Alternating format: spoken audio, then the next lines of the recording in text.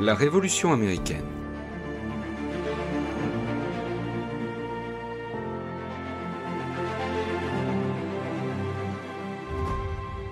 Bonjour à tous. Que savons-nous de la Révolution américaine? Des images, un drapeau, quelques étoiles, des noms peut-être, Lafayette, Washington, Benjamin Franklin, quelques événements dont la déclaration d'indépendance, voire parfois rien de tout ça ou si peu. Pourtant, la Révolution américaine est une innovation majeure. C'est la première guerre réussie de libération d'une colonie contre sa métropole. Elle débouche sur une constitution longtemps tenue pour exemplaire et qui est toujours en vigueur actuellement. Elle sert surtout de modèle, d'inspiration pour les autres mouvements révolutionnaires, à l'image de la Révolution française. Et les colons américains l'ont fait car ils revendiquaient leur droit au bonheur. C'est donc cette quête du bonheur que nous allons parcourir ensemble. Comment les colonies américaines obtiennent-elles leur indépendance? Alors les colonies américaines remontent pour les plus anciennes au XVIe siècle. Situées sur la façade est de l'Amérique du Nord, elles s'étirent des Grands Lacs au nord jusqu'au-dessus de la Floride au sud. Les Anglais implantent sur ces terres 13 colonies qui se spécialisent en fonction de ressources naturelles. Le bois, la fourrure dans le nord, la pêche aussi, les plantations de coton, tabac et maïs dans le sud. La plupart des colons sont anglais et ont quitté leur métropole pour des raisons religieuses, les sectes protestantes ou les catholiques irlandais, des raisons politiques ou judiciaires. Et pour beaucoup, ces nouveaux espaces sont perçus comme une terre promise, et ils voient dans leur présence, en Amérique, la volonté de Dieu. Mais la présence des colons américains se heurte rapidement à différents obstacles qui vont freiner leur progression. Les Appalaches, des reliefs assez peu prononcés, constituent une barrière mentale à l'expansion vers l'ouest. Les peuples autochtones, c'est-à-dire les tribus indiennes, inquiètent à juste titre du développement des colonies américaines. Mais surtout, les intérêts coloniaux des autres puissances, l'Espagne au sud, et principalement la France, depuis sa colonie de Nouvelle-France, pourtant nettement moins peuplée, mais qui opère un véritable encerclement des 13 colonies par la vallée du Mississippi et ses affluents. Les escarmouches se multiplient avec les Français dans cette zone de non-droit que constitue le terrain colonial. À partir de 1755, la vallée de l'Ohio devient ainsi une zone de véritable combat entre Français et colons américains qui demandent alors l'aide de leur métropole. C'est la guerre de 7 ans, un premier conflit mondial qui ouvre un nouveau front sur le continent américain et les troupes anglaises sont dépêchées. C'est ce que l'on appelle du côté américain The French and Indian War, la guerre des Français et des Indiens. Alors cette guerre tourne au désavantage des Français, qui après de premiers succès, perdent notamment la bataille des Plaines d'Abraham en 1759. Avec le traité de Paris de 1763, qui met officiellement fin à la guerre de 7 ans, toute la Nouvelle-France, à l'exception de la Louisiane, qui est cédée à l'Espagne, devient officiellement une possession britannique. De son immense empire en Amérique du Nord, la France ne conserve plus que les minuscules îles de Saint-Pierre et Miquelon au sud de Terre-Neuve. Le duc de Choiseul, le ministre de Louis XV qui a négocié le traité, déclare ainsi de façon un peu prémonitoire « Parfait, nous partons, ce sera bientôt le tour de l'Angleterre ». Effectivement, auréolée de ses victoires, la Grande-Bretagne semble absolument dominante, mais elle se retrouve à la tête d'un empire immense et face à des colons américains de plus en plus soucieux de leur autonomie face à une métropole lointaine de l'autre côté de l'océan.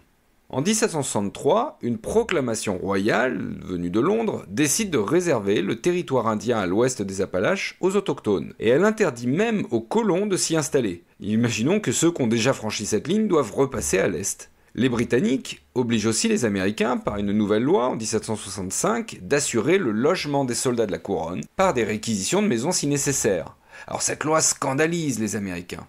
Mais le principal problème est d'ordre financier. La guerre contre la Nouvelle-France a été très coûteuse. Les seuls intérêts de la dette coûtent au trésor britannique plus de 4 millions de livres par an. Et dans l'esprit des Anglais, et en particulier du roi George III, les colons doivent payer, puisque la Grande-Bretagne est intervenue militairement à leur demande, et pour les protéger. Il va donc y avoir toute une série de taxes qui tombent sur les colons américains, et qui commencent par le Stamp Act, la loi sur le timbre. Les colons protestent, aucun impôt n'a jamais été levé sans leur consentement, et ils ne sont pas représentés politiquement au Parlement anglais qui a voté cet impôt. Ils soulèvent donc un problème d'ordre juridique. Ils refusent de payer un impôt pour lequel ils n'ont pas été consultés ni associés dans le vote. Cette récrimination va prendre la forme d'un slogan. No taxation without representation. Pas d'impôt sans représentation élue. On commence ainsi un boycott des produits anglais et on envoie en Angleterre des émissaires pour plaider la cause. C'est ainsi qu'apparaît sur la scène l'écrivain, scientifique et homme politique Benjamin Franklin. Alors, si cette loi est abrogée en 1766, les taxes reprennent sur d'autres produits, dont le rhum ou encore le thé. Les contestations sont croissantes et parfois violentes. Il y a ainsi le massacre de Boston en 1770 qui commence comme une inoffensive bataille de boules de neige contre des soldats et ça dégénère en émeute au cours de laquelle 5 habitants sont tués.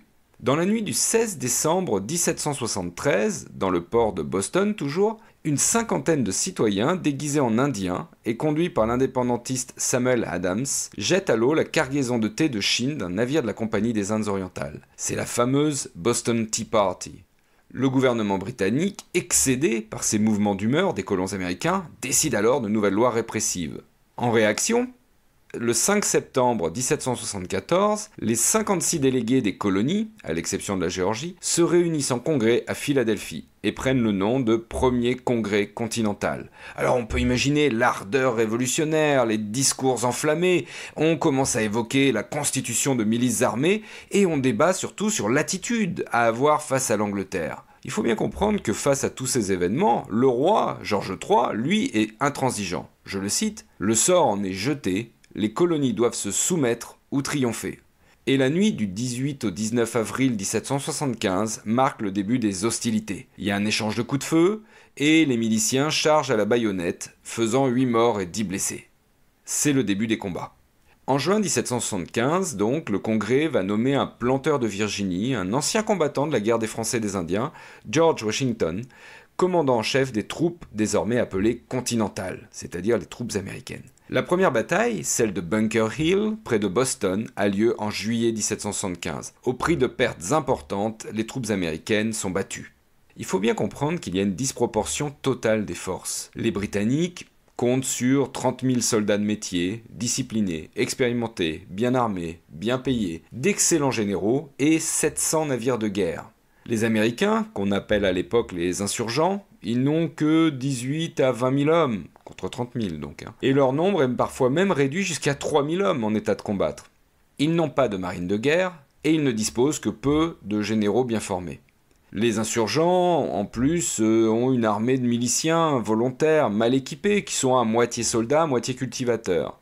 Et par ailleurs, il ne faut pas oublier que les colons de la Nouvelle-Angleterre sont loin d'être tous solidaires de l'indépendance et anti-royalistes. Ils se divisent même entre ceux qui veulent l'indépendance, que l'on va appeler les patriotes ou les républicains, et ceux qui veulent rester britanniques, les loyalistes ou royalistes. Alors les premières batailles se déroulent dans le nord-est, en Nouvelle-Angleterre et près de New York. C'est une série de défaites pour l'armée continentale. Les villes sont prises les unes après les autres par les Britanniques. Et l'armée continentale est obligée de se replier très au nord. Et au vu du peu d'efficacité dans les batailles rangées, que les Américains maîtrisent mal, à l'inverse des soldats britanniques qui sont des soldats de métier, l'armée continentale va opérer un changement de stratégie. Et va plutôt mener une petite guerre, comme on disait à l'époque, une forme de guérilla, en s'appuyant sur le renseignement avec tout un réseau d'espions dans le pays.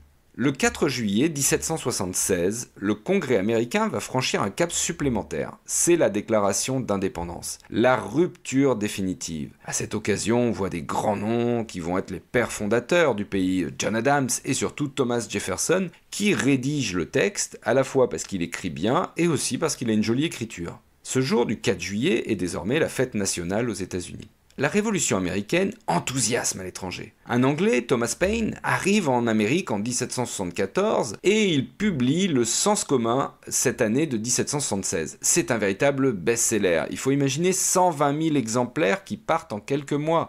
C'est colossal pour l'époque. Que dit-il dans Le Sens commun? Il justifie politiquement l'indépendance. Ce livre va être un des livres majeurs de la Révolution américaine. Il faut imaginer d'autres jeunes hommes idéalistes qui viennent de toute l'Europe en quête de gloire militaire, dont un certain Lafayette. À l'automne 1777, les insurgents remportent enfin une victoire. C'est la victoire de Saratoga. C'est le signe qu'ils peuvent emporter une bataille et donc, possiblement, la guerre. C'est surtout une preuve suffisante pour convaincre le roi de France, Louis XVI, qui était pressé depuis quelques années par tout un parti pro-insurgent autour de lui. Donc Louis XVI, on le presse d'appuyer militairement les rebelles. Depuis 1776, la France aidait clandestinement les insurgents, avec une livraison d'armes, évidemment de façon cachée. C'est ainsi que Beaumarchais, le fameux écrivain Beaumarchais, va jouer le rôle d'espion et de contrebandier pour amener des armes auprès des insurgents. En 1778, une étape supplémentaire est franchie. Il y a la signature d'un traité d'amitié et de commerce. Alors c'est tout de même une étrange alliance. On a une jeune république qui s'allie à une monarchie de droit divin. On a des protestants qui deviennent les amis d'un roi catholique. Et on a surtout d'anciens colons britanniques qui tendent la main aux Français qu'ils ont longtemps combattus en Amérique. Bon, cependant, là rapidement, l'Espagne rejoint ce qui est désormais une coalition contre l'Angleterre. Donc la France envoie 123 navires, 6000 hommes, commandés par Rochambeau, avec Lafayette en second. La guerre s'est déplacée dans le sud, où les Britanniques vont de nouveau de victoire en victoire. Ils s'emparent ainsi de Charleston en 1780. Mais avant de remonter vers le nord, l'armée britannique décide de s'abriter à Yorktown. Et c'est là où la ville va être assiégée, à la fois par l'armée française, qui bloque les accès par la mer, avec la marine de guerre française, et qui encercle la ville, et l'armée continentale. Le général anglais Cornwallis est contraint à la reddition. Cette défaite britannique en appelle d'autres, et début mars 1782, la Chambre des communes autorise l'ouverture de négociations avec les insurgents. Les négociations aboutissent au traité de Paris, qui met fin à la guerre, et octroie l'indépendance aux 13 colonies, qui prennent désormais le nom d'États-Unis d'Amérique. Une nouvelle constitution est adoptée le 17 septembre 1787, soit 4 ans après l'indépendance effective du pays et plus de 10 ans après la proclamation unilatérale de l'indépendance. Les États-Unis deviennent officiellement une république fédérale et George Washington est élu le premier président en 1789. Alors comme toute révolution, il y a des conséquences attendues et d'autres plus surprenantes. Mais c'est un précédent historique. C'est la victoire de colonies contre leur métropole. C'est une leçon dont on saura se souvenir ensuite pour toutes les guerres d'indépendance à venir. Y a-t-il eu un vent d'Amérique, comme on disait alors, c'est-à-dire une influence de cette révolution sur les populations européennes ? Probablement à nuancer. C'était réservé à une élite cultivée, déjà influencée par les idées des Lumières. La révolution américaine n'est pas allée au-delà des cercles éclairés. Mais c'est surtout un malentendu pour la France, qui espérait capter le commerce avec les États-Unis. Non seulement ce ne sera pas le cas, les États-Unis vont continuer à faire massivement du commerce avec leur ancienne métropole. Les dettes très importantes contractées pour cette guerre vont absolument plomber les finances du royaume. 1 milliard de livres quand même que cette guerre a coûté. Et vous avez par cette difficulté financière une des causes indirectes de la Révolution française, puisqu'il va falloir trouver de l'argent désormais pour équilibrer le budget. Mais c'est une autre histoire. Si vous avez aimé ce podcast, n'hésitez pas à vous abonner, à me laisser une note et un commentaire sur votre plateforme de podcast. Ça permettra de le faire connaître davantage et ça fait toujours plaisir. Et à très bientôt pour une nouvelle page d'histoire.